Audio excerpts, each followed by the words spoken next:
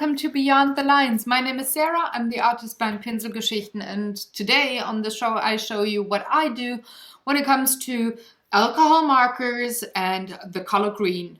So I'm working in the Fantasia book. This is a German print of, I don't know if it is available in any other countries, but I'm just using this book because, well, it has not whole sceneries going on, but more like, well, let me show you one page that is not colored.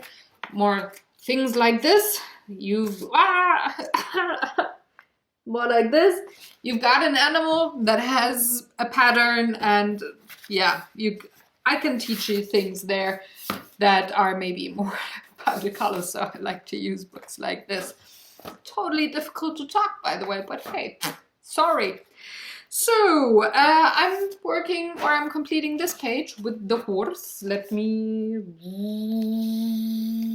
That's a horse that I'm going to work on with green Copic markers. And I talked to you about what to do when you have, well, maybe more than one color or one tone in a certain color on a medium that you like to work with, but you have quite the gap between the one color and the next color. So, for example, quite the gap between these two greens.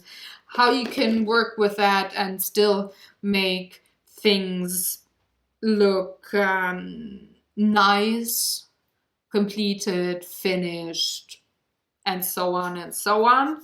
I'm gonna talk to you while I color this page. And yeah, you can see what I struggle with today. It's, let me give you a hint. Copics are sometimes really difficult. They're really cool pens, but sometimes they misbehave. And, well, you can see me struggle there. Oopsie. Enjoy. All right, let's get started. So, I'm working with Copics, like I said, or alcohol markers. I just happen to have Copics and no other company in the greens. I'm also having black, which I'm always allowing into any coloring with just one color because it's a non-color. So these are all the green tones that I have, and I'm gonna work on this piece as you saw. So I'm just separating now the real greens from the yellow greens and the blue greens. So blue green, I just have this one here, so this is more of a cold color. Then do come the real greens, and these are all the yellow greens, so they're the warmer tones. And what I want to do now is, well, take a look at the page and see what do I want to have in the foreground, what do I want to have in the background. Now, it's kind of obvious, to me at least, that this lovely horse with this huge tail that goes like this and like this here, so it goes almost all around here, is the foreground. All the rest is just funny bits and pieces. So I want this horse to be in the warmer colors and only take care of the rest then.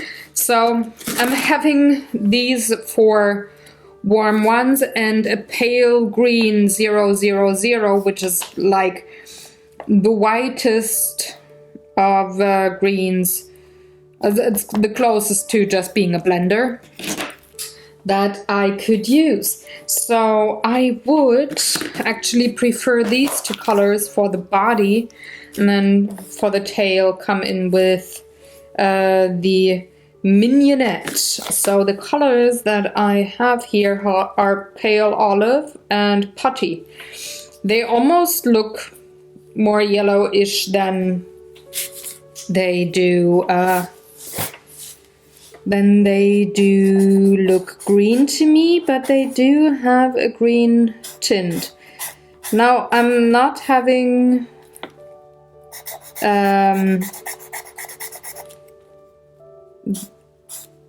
these pens twice, so I don't have an extra if I should run out of ink or alcohol, color, pigment. That would be shitty. So I'm coloring in a way that I could make it work even if the markers run dry, which this one here, funny enough, at least on the chisel part, it does. Let's see what it does here. Yeah, it's gonna run dry soon. So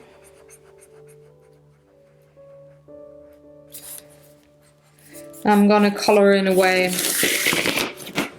that I could make it work. Like, for example, feather out things here already and make it look like the putty color is pretty much the shadow part.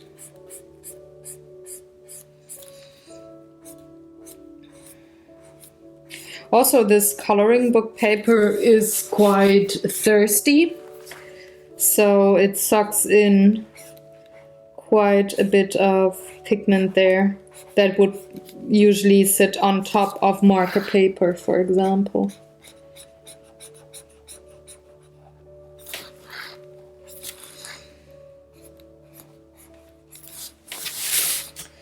All right, now let's shade this part here. So I'm planning pretty much to, well, not planning, but I'm working in a way that I'm shading first. And if I should happen to have enough pigment, I'm gonna fill in the whole horse. But other than that, I'm working more in a shading way here, in case I cannot work with this green like I would have maybe planned, meaning the pale olive is the shading color for the body and the putty here is the solid fill-in color. Really hope that I can make it work and that I have enough pigment there.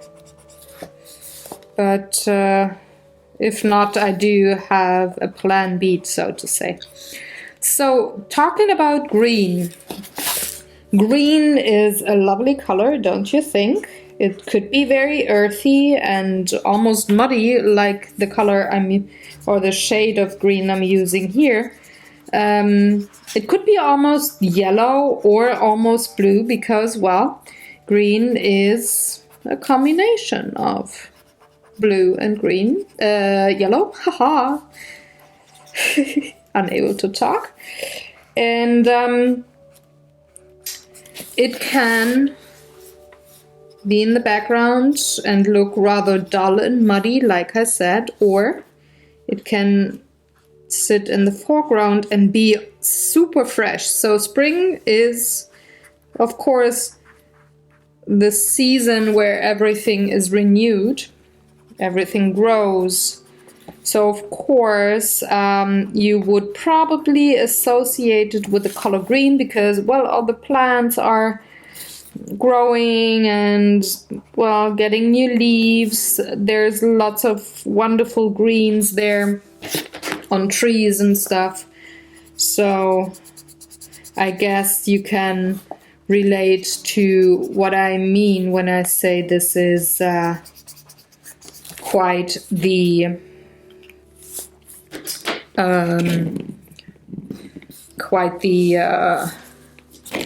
well, fresh color there. I'm gonna bring in the mignonette now because I'm not really getting a lot more of the putty here, but still I want to have a yellowish green to bring in this almost a dry marker as well. So this marker is gonna end its life pretty much in this video, but I wanna squeeze a bit more of the pigment out of here.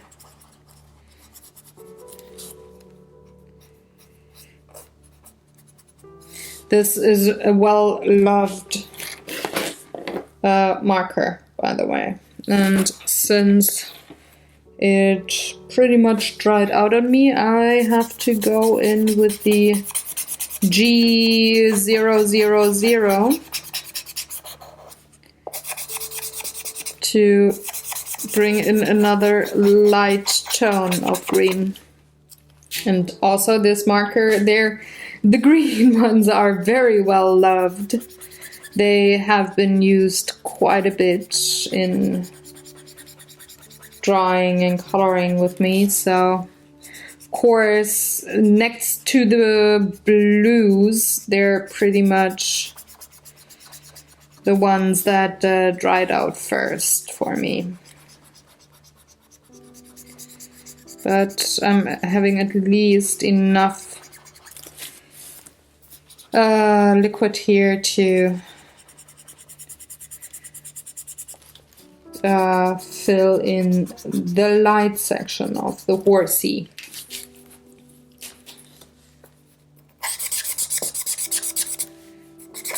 Come on.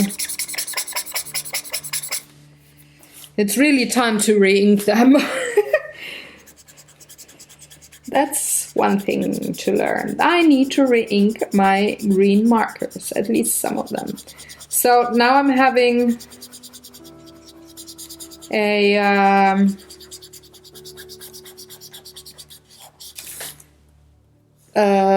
solid layer put down, and now I can use the putty again to just flick in the color. So it's not enough anymore for this marker to color in solid, but it's enough to shade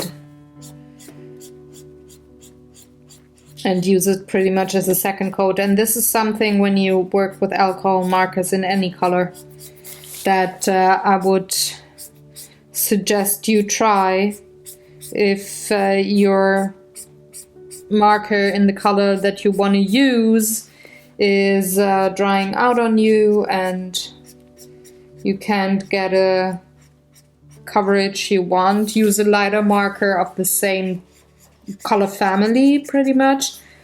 Use that for a base color and then flick in the shading with the marker you wanted, like I do here. So green. Coloring green. Green, of course, is the color of hope. It's a very fresh color, but it can, again, also be a very earthy, very muddy color. And depending on what you want to do, what you want to achieve, you can use that color or that tone differently. So, for example, I'm using the olive color here, which is quite juicy, to shade now. So I'm feathering in the pigment and then I'm taking the putty and I'm blending. I have enough pigment left in the pen that I could work with. And the major blending work will be done by the olive, because this is the way juicier pen there. I'm going for the darkest shadows first, meaning the legs that are further away, that are in the dark, that are maybe not seeing as much light, and the hoofs, of course, because I want to set them apart.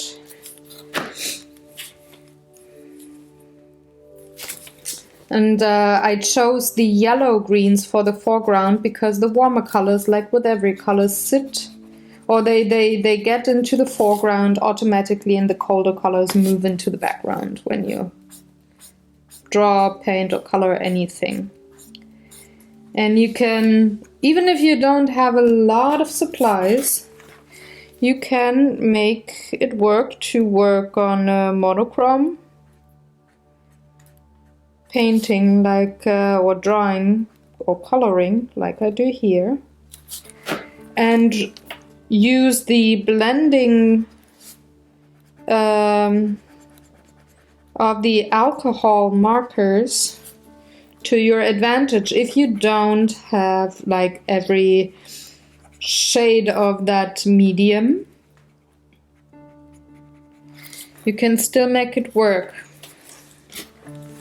as you can see here. So I'm just using the olive to shade and darken up some of those parts here in the head of the horse, feathering in color, and then blending it with the lighter color that I already had underneath. And those two shades are really, well, they're not sitting next to each other. This is a yellow-green 91 and this is a yellow-green 95. So there's 4 shades in between. And they're probably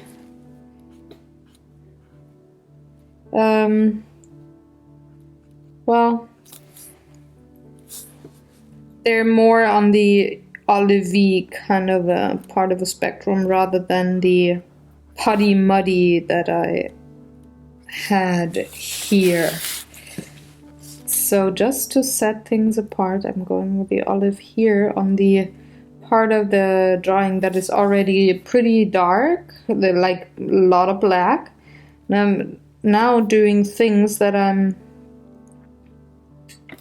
not going to feather out or blend much. So, for example, having those lines on the stomach, they're of course a bit darker, and I'm just letting the marker do its thing, and then I'm gonna put accents in there. But there's the horsey that is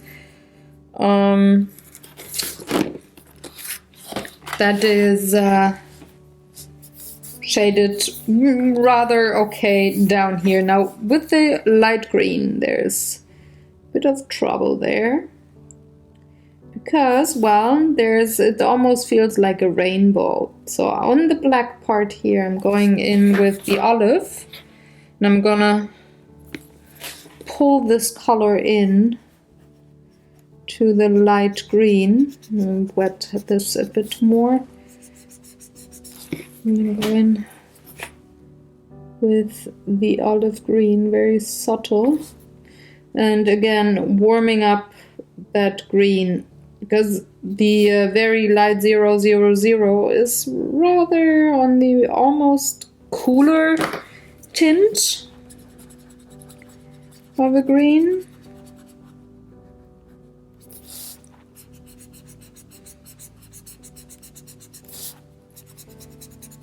So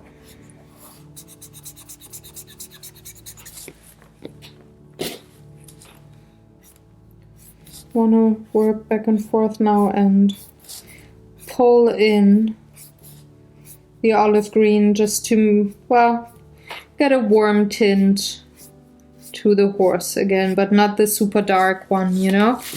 Also, well, there's not really a mane, like the hair on the head of the horse. It's not really here, so I'm just gonna make it now with that pale green and the olive green, and by feathering it in, it gets almost like a hairy look. So the contrast between the light and the dark is not too stark there.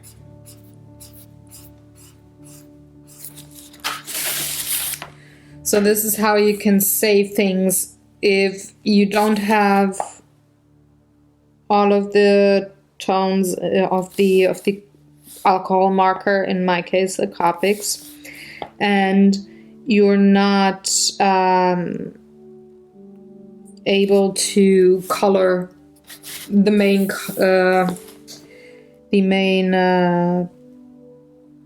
part of whatever you're coloring in one color because your marker went dry.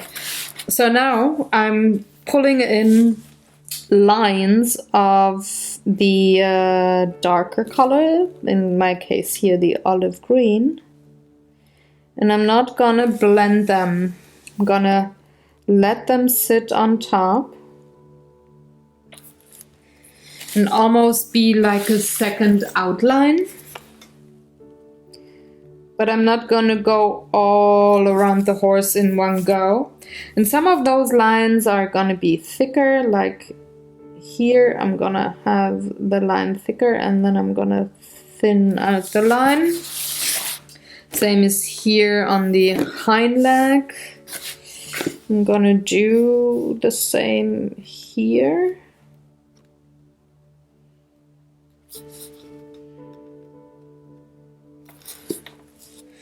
And also here.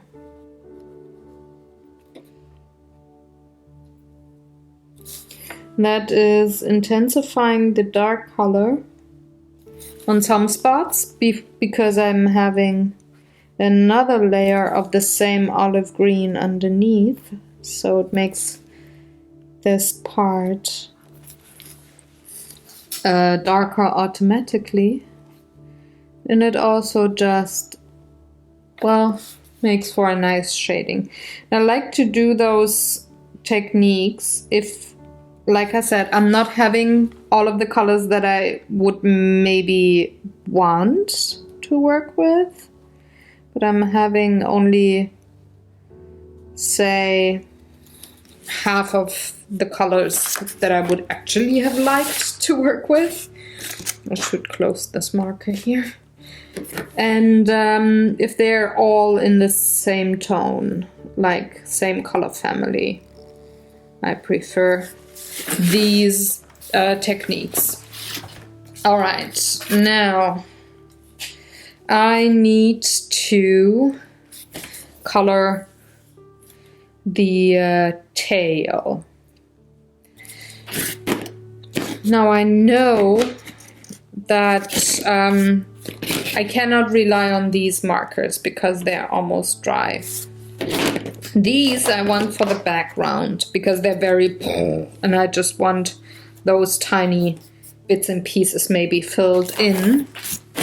So I would actually suggest to go with a very brazen combination here, which is a blue-green and a yellow-green. And that is what I'm going to do. So sometimes just be brave, folks. It's, yeah, be brave. Let's work on a smaller part first.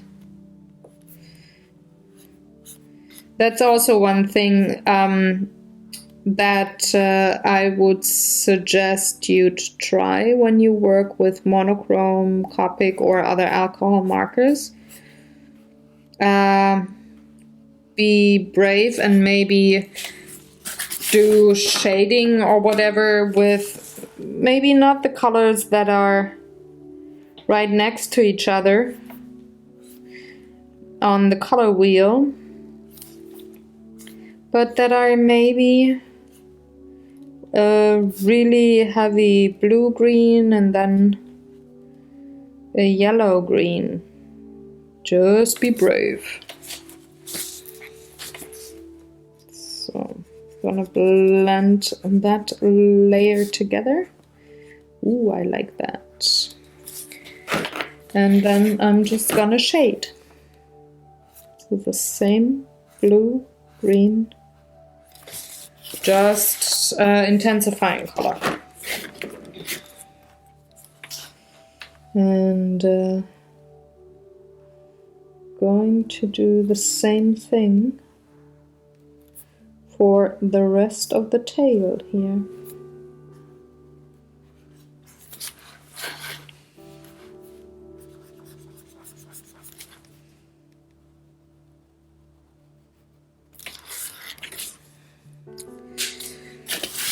And in the case of coloring books, I would suggest that you'd use the pattern for your benefit as well, or your advantage, not benefit necessarily, but your advantage. So if you're starting with coloring books and you're starting with alcohol markers and you're maybe kind of intimidated by using all the colors in the rainbow, which is totally normal, by the way, and totally understandable. Well, maybe just start with one and take a page that you want to color and try, and learn the medium color by color. If you've never worked with anything like that medium that you're trying, like, say, for example, you have worked with ink markers and now you're working with markers that are water-soluble ink, well, then maybe you don't need to start from scratch. But if this is the first ever marker that you're trying, well, then maybe it's if you're intimidated easily by those media and still wanna try new things, maybe then go color by color by color and learn the colors for that specific medium. So I'm pretty much well, not shading in, but shading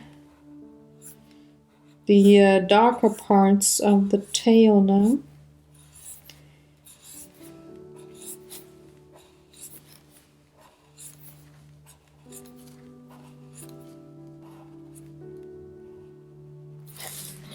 The rest of the hair there will be light green, and I need a bit of shading down here. And the rest I'm going to do then without blending the two together.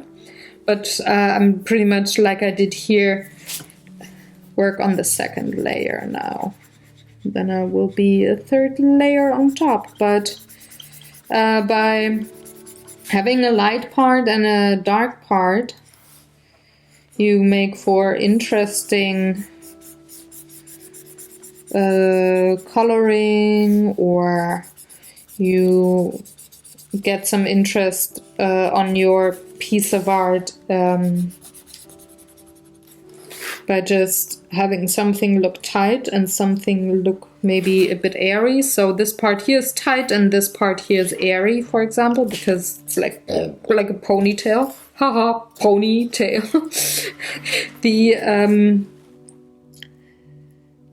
The hair towards the end of the tail is way more loose, of course. So I'm now, for the third layer, working with a pattern on the page. Like I said, with these monochrome paintings or drawings or colorings, I'd like to combine that. If I have lots of different kinds of color on a coloring page, then of course I'm working way different, and you see that in the episodes of Beyond the Lines where I do work every couple of weeks. So between every color that I'm talking to you about, I'm having 3 pages where I just, well, color either mixed media or pretty much all the colors in the world, like more than one tone or more than one color. And there the idea is to show you what colors you could use like together well for conveying certain emotions, certain feelings, certain time frames, stuff like that.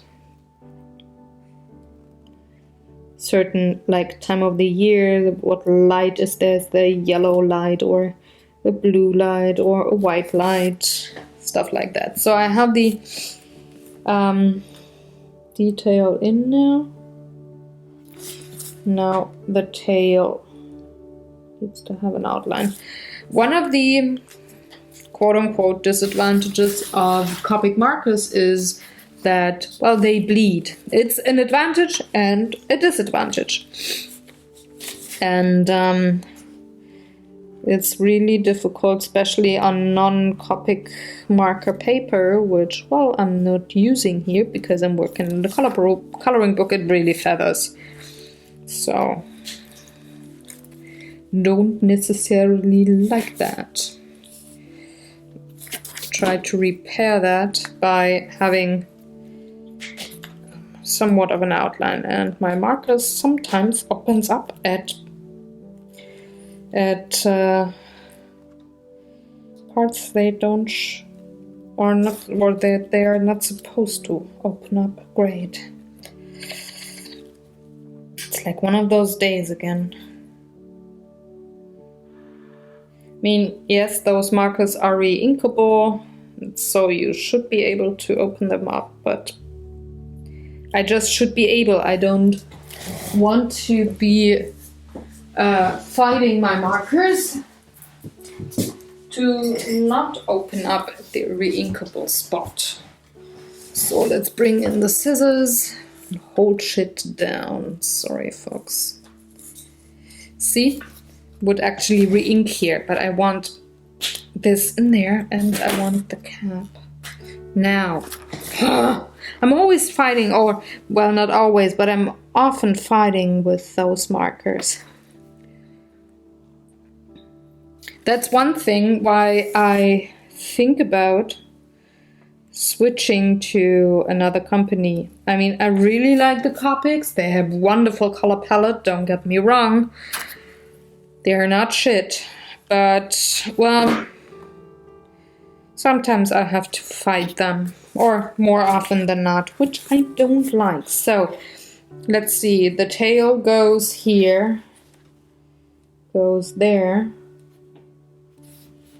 goes here,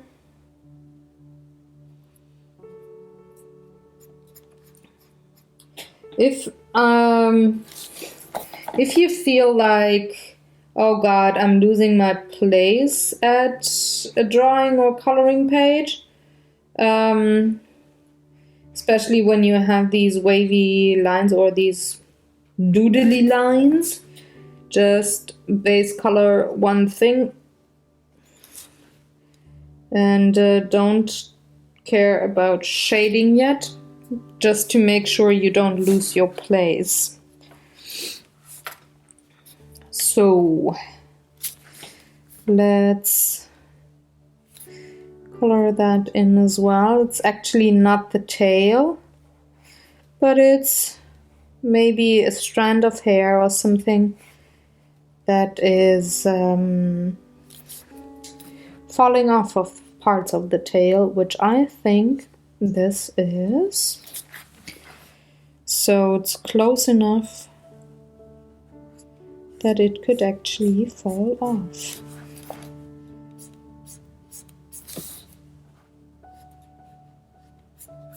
So I'm gonna say you are part of the tail as well, and not to forget to color you, I'm coloring in the first layer, the olive green, before I even think about shading. So I'm having my acrylic plate underneath this page here because one other trait of alcohol markers is, well, they are bleeding through.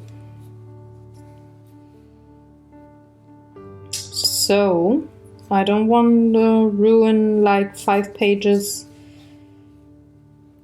in this book, so I'm putting my acrylic plate in between just to stop the ink from seeping through the following pages.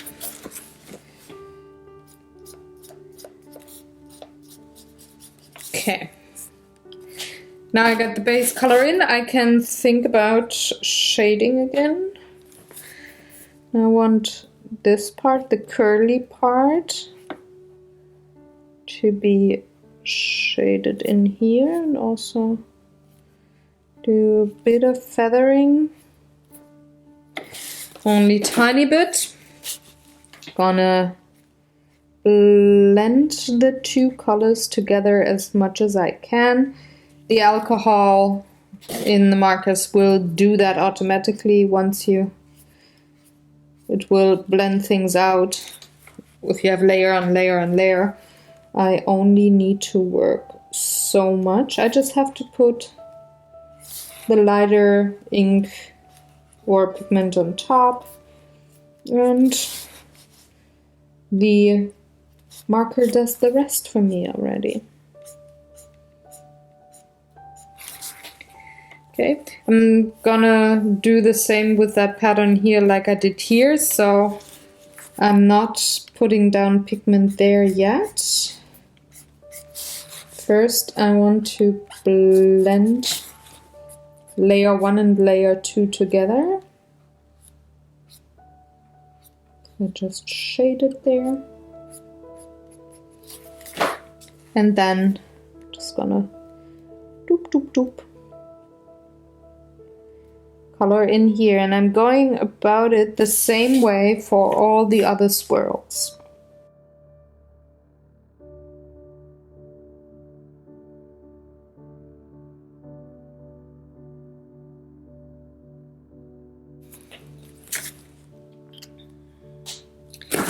Now I have these together, and I'm pretty well... No, I'm not happy yet with the shading of the horse. I want the... oh, come on. I want the mane of the horse have some of that dark pigment too. But just some.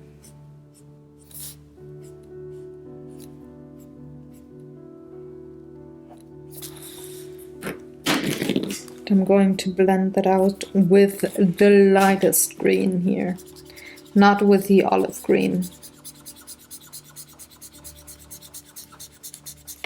Otherwise I would lose the highlight on the neck of the horse.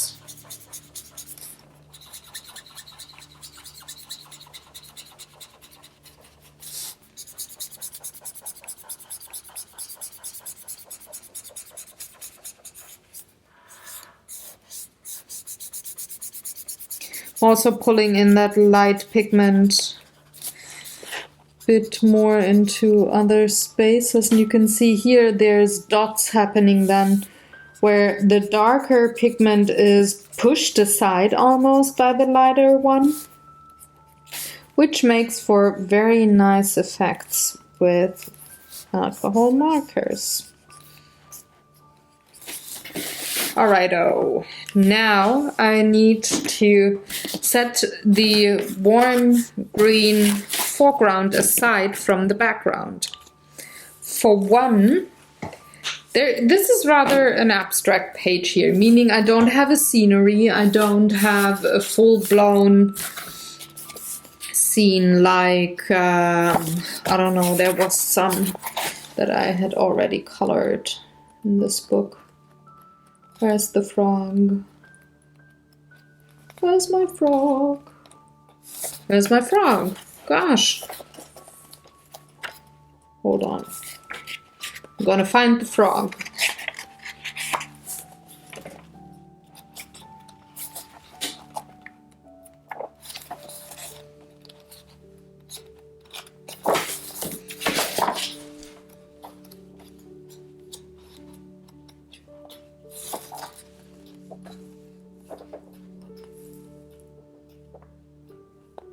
Here, like this frog, this has a whole scene in here. I don't have that with a horse. So I have to think now, what do I want to do? For one, I want the horse to stand on something. So I want to pull in a dark line. And I'm hoping that I'm having enough pigment left in the putty. That looks good. To at least do that. Okay. A smidge of the dark green. Just a tiny, tiny bit. And then gonna have the light green and a tiny bit of the olive green. Just to know, well, ground the horse. Otherwise it would be floating, and I don't like floating in my scenes here. A bit more of the light green just to get the pigment moving. And then bringing in the putty again. Because now the paper is pretty saturated. So I can hope that this tiny little pigment that I do have left in my pen is actually enough. And it looks like that. So the horsey is grounded, but I want to color those leaves in as well. And I don't want them to stand out really. So, well, I got 2 more greens that are super bright. The yellowish green. And I could actually test here because I don't need this page. Not necessarily gonna do anything with that. This is rather bright. So I don't want to use any of the colors that I used in the foreground because again, well, they're the foreground. This is a rather cooler one, but also pretty strong. That one too. But I think these two together for the leaves are the best option if you look here. I think the yellowish green is too heavy, too almost neon comic-y pigmented in comparison to the rather warm muddy colors that I used. This one, it could work for maybe the flowers. And I'm going to take these 2 tones, find where my chisel is, so the forest green and the pale green, to color in the leaves. Which means that I color one in solid, feather in the dark green, maybe yeah, well, the brush tips only work so much. Let's work with a chisel here.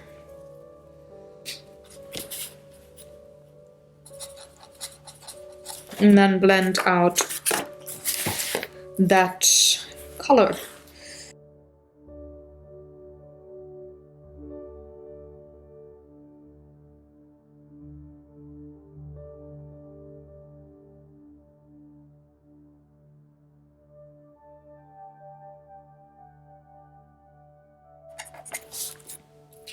So now what I'm gonna do is that I have all the color in, just to tone down the swirly craziness. I'm going to color in the flowers and all the other bits here. I'm gonna color them black. Because, well, I've got some black leaves here already. So that I think I could make use of blackening some more bits out. and therefore calm down my page. So if you work with any kind of monochrome color, whatever color it is, for example, it being green or orange or whatever, on a coloring page or line work that you maybe cannot influence anymore, meaning it's down, it's impermanent ink, and you just want to color it with one color, and you want to, like I said, tone down the busyness or the crazy. Just add a bit of detail or color some of the detail solid black. It really calms things down, and you can use the shapes then that are already provided to you, say in a coloring book.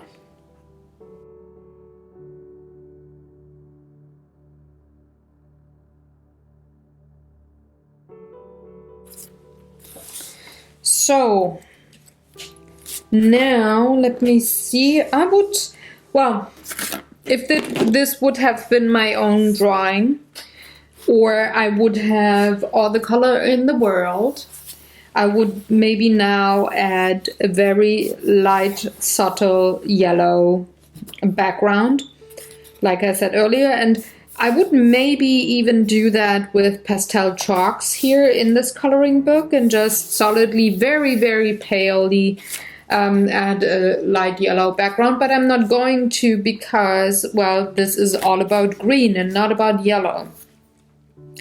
So I'm just going to take a look, and I need a bit more work here. This is not to my liking yet, maybe. Yep.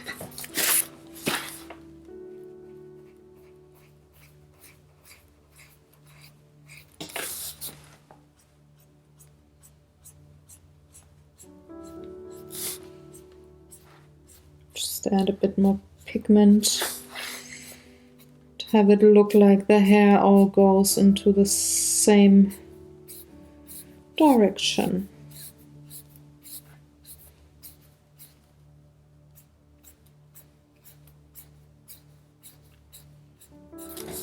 Yep, way better. Okay, just need to add a tiny bit of the dark green here. And then we're good. So to have somewhat of detail going on, I'm going to get my white gel pen.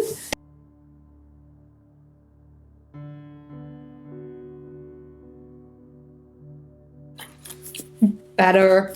So that's that. That would be a way I would work with Copic markers or alcohol markers, where I had a very limited palette again. A bigger palette than I did have with orange, that's for sure. But again, coloring with alcohol markers where you don't have every shade in the book, or not the shades that really work well together for foreground and background, it's sometimes rather difficult, and working there with white space and making do with the colors that you could put together best, which is these four. Take these out of the hand. These four, having almost everything colored with these, and just add a tiny, tiny bit of the forest green to have some other color. It's not the easiest task, but it's doable. And when your markers aren't dry, you can even layer and layer and layer more, more layers than I have put down here. So that you could, well, maybe have this light pale green for the whole background solid. That is this green here. My marker isn't juicy enough for that. And then have, well, the leaves only be black and not have these green bits here, and have the horse colored pretty much the same way as it is right now. But that's my coloring here. That's what I like to do when I work with a very limited Copic or other alcohol marker palette.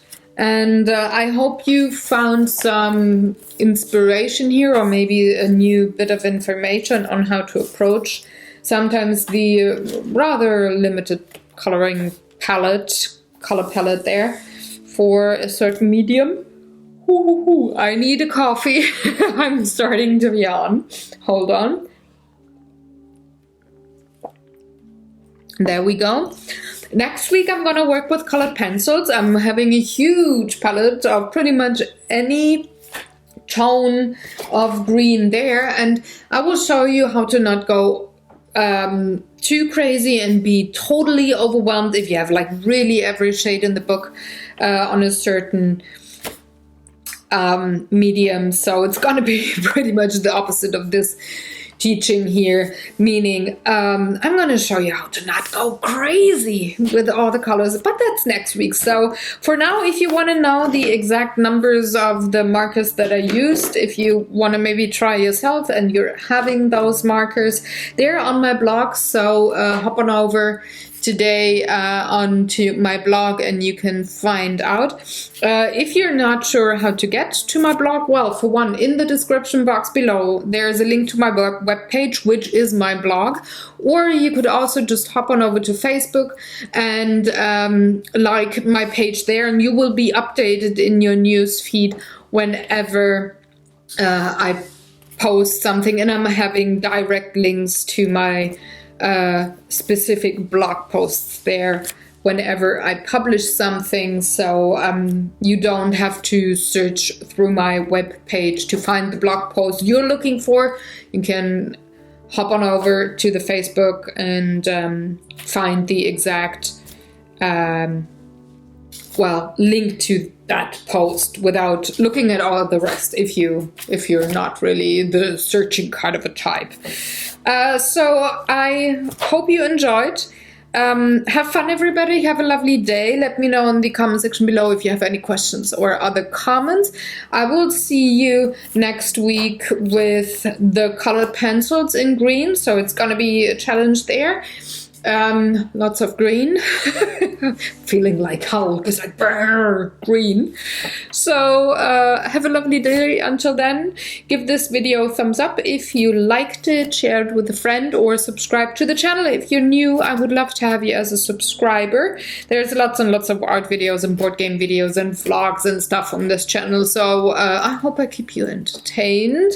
Have fun, folks. Take good care, and I will see you next week. Bye!